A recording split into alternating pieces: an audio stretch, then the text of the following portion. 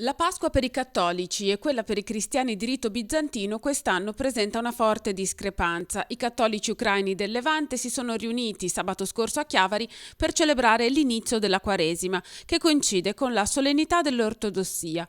Nella memoria del Concilio di Nicea si ricorda la reintroduzione della venerazione delle icone.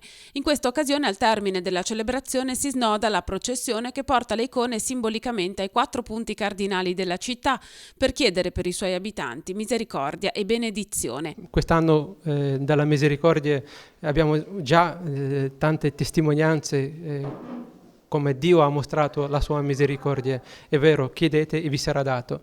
Abbiamo grande fede che Dio ascolta la nostra preghiera e spero che tutti i chiavaresi lo chiedono, che veramente l'Italia, Ucraina, anche tutti i paesi del mondo avranno questo dono della misericordia di Dio.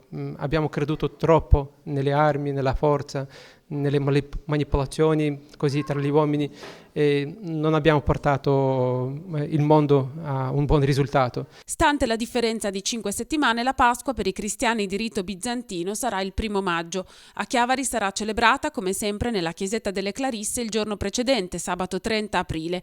Il prossimo 5 giugno invece la comunità ucraina festeggerà il 10° anniversario della sua presenza a Chiavari. È invitato il vescovo Dionisio Lakovic, che è visitatore apostolico, è invitato il nostro vescovo Alberto Tanasini, così avremo questa veramente occasione di celebrare e ringraziare Dio per questi 10 anni.